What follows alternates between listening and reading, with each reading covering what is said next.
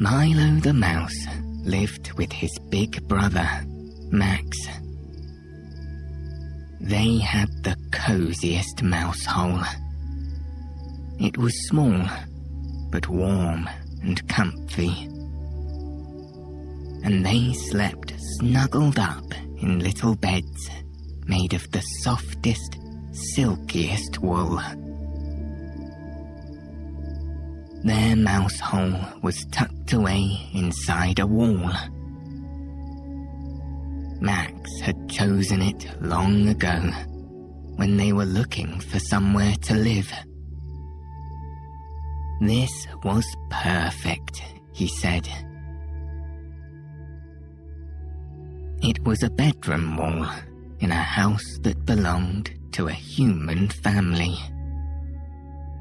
So it was quiet and peaceful, especially at night.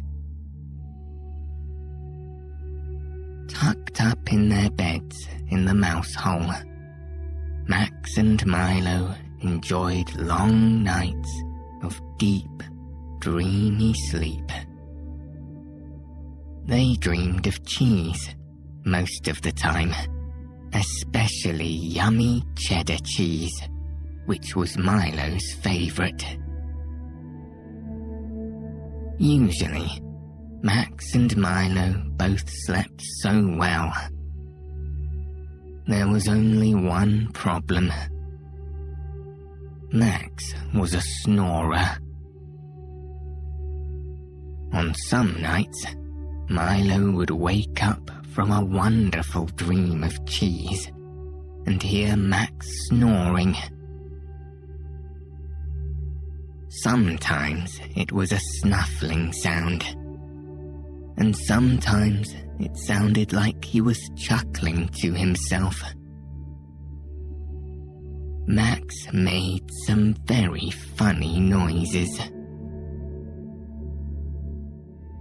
Milo didn't mind it that much when his brother snored, except when it woke him up from an especially good dream. Occasionally, he wished he had his own mouse hole, where nothing would ever bother him, and he could enjoy endless dreams of cheddar cheese. So, one morning, Milo made a decision. Over a breakfast of toasted breadcrumbs, he told Max what he was going to do. "It's time for me to find my own mouse hole," said Milo. "After all, I'm nearly grown up. Too grown up to share a hole with my brother. I'm going to look for a new place to sleep at night." Max smiled. It was so like his little brother, always wanting to try things on his own and be more grown up. He wished Milo good luck. "But remember," said Max, "there will always be a bed for you here."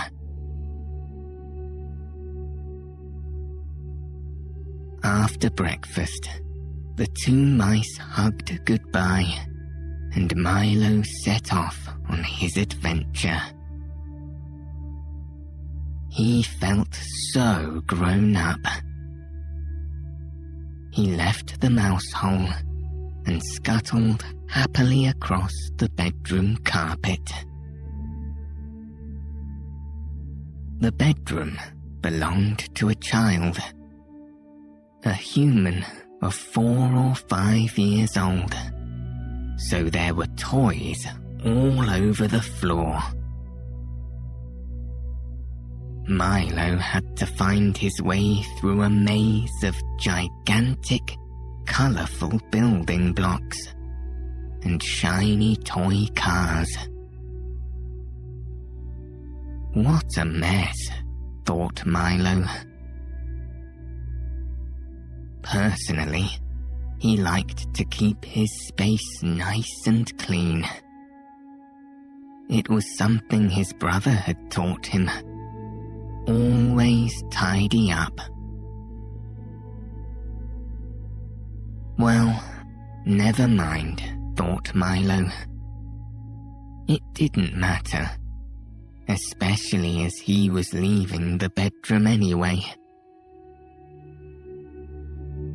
He scurried through the maze of toys, then continued down the hallway, down the stairs, all the way to the living room. This room was bright and clean, with a beautiful wooden floor. When Milo walked across it, his paws went click, click, click.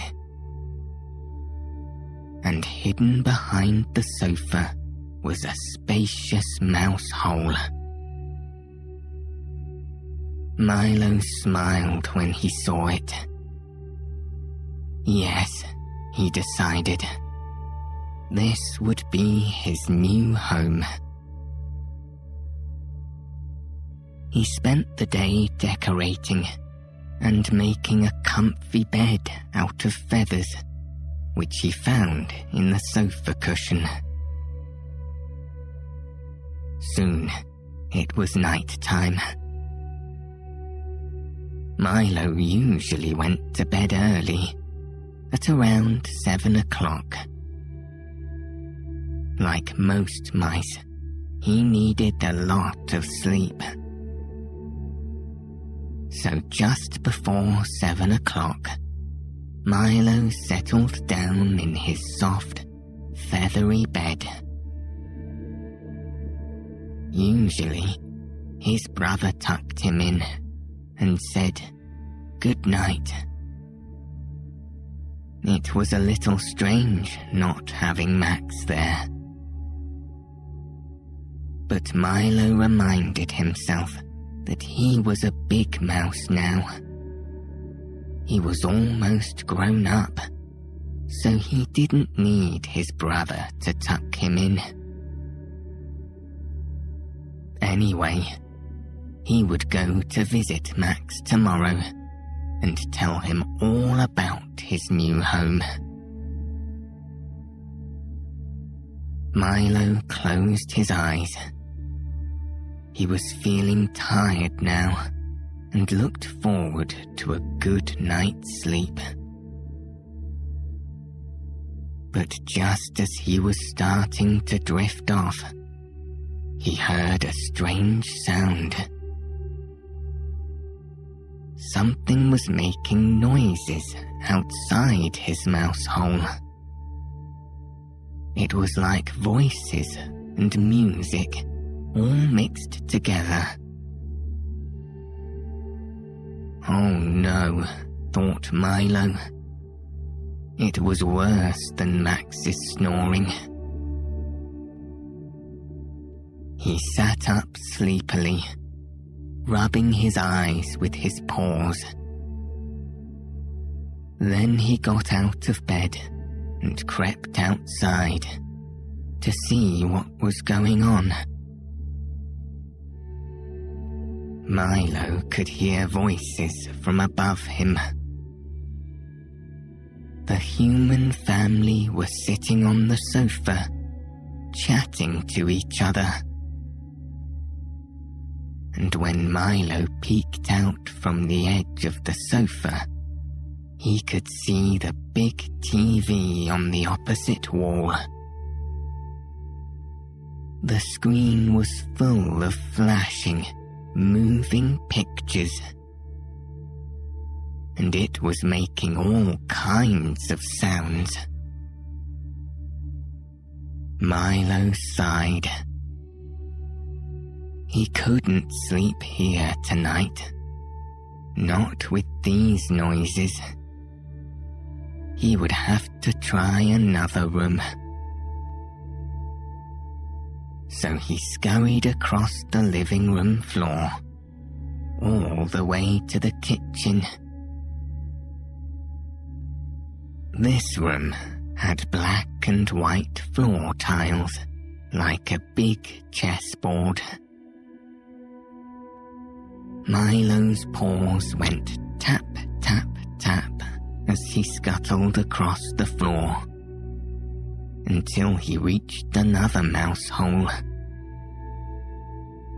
There was a gap in the wall just behind the fridge. Milo settled happily into the new mouse hole. It was nice and quiet here. He could smell all the lovely cooking smells. His whiskers twitched as he sniffed the air with its cheesy aroma. He thought. Delicious. He would be quite happy here, surrounded by yummy smells. After making himself a bed out of kitchen towel, Milo curled up, ready to sleep. He let out a big, squeaky yawn and closed his eyes. But just as he could feel himself nodding off, he heard another noise. It sounded like clinking and clanking, mixed with a great gush of water. What on earth could it be? Milo got up and went to find out. When he took a peek outside, he saw what was making all the noise. The man who lived in the house was standing by the kitchen sink. He was wearing yellow gloves and washing all the pots and pans. Oh dear, thought Milo. How could he sleep with all this clinking and clanging? Not to mention the gushing water. He would have to keep looking. There had to be a quieter room somewhere. Then Milo had an idea. It was the humans who were making all the noise. At the moment, they all seemed to be downstairs, watching TV in the living room and washing up in the kitchen. If the humans were downstairs, then Milo should go upstairs. There, at last, he would surely find some peace and quiet. So Milo sleepily climbed the stairs, yawning with each step. The carpet felt so soft under his paws. It would be nice, thought Milo, to curl up and go to sleep right there. But he kept going, all the way upstairs and down the hall, until he got to the bathroom. It was dark, cozy, and completely silent. He couldn't hear a single noise. Thank goodness, thought Milo. He began to look around the bathroom, searching for a mouse hole. Luckily, he soon found the perfect spot in the wall. It was hidden behind a basket full of clothes, and the hole was so small that Milo could only just squeeze in. But this would do for tonight, he decided. He didn't need a lot of room, just a quiet place to sleep. So once again, Milo made himself a bed. This time, it was a soft nest of cotton balls. It wasn't quite as soft as his old bed, but it was comfy enough.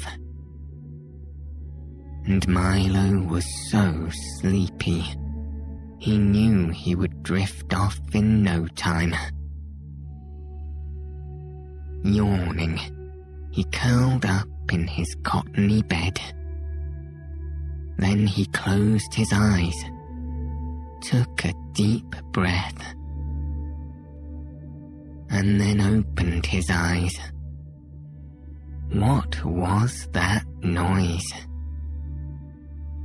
It sounded like gushing water again, but it was louder than before, like a rain shower or a waterfall. Milo huffed and got out of bed, and once again he popped his head out of the hole to see what was going on. He discovered that in the bathroom someone was using the shower. The glass was all steamed up, and the water was gushing down. Milo stood there for a moment, listening to the shower. This was a nice sound, at least. The flowing water was loud, but it was relaxing too. Perhaps if he stayed here a little longer, he would get used to it and fall asleep anyway. Then he shook his head. No, he didn't want to stay here. Not when there was another, much quieter room just down the hall. Soon, Milo was back where he started, in the bedroom. But this time, to his surprise, the floor was clean. The toys had all been tidied away. Milo was very pleased about this. Now it was much easier for him to move around the room. Instead of weaving between the toy blocks and cars, he would walk straight across the open space of the carpet. And although it was dark now, he had no problems finding his way. He knew exactly where he was going. When he reached the mouse hole, he looked around. There was Max, curled up in his bed. And there was Milo's own bed, looking so warm and soft. Milo let out a big, happy sigh. It felt so good to be home. Just then, Max woke up. He smiled, delighted to see his little brother. Then he got out of bed and prepared a simple meal for Milo. A delicious cheese sandwich. As Milo ate, he told Max all about his adventures. It had been fun, he said.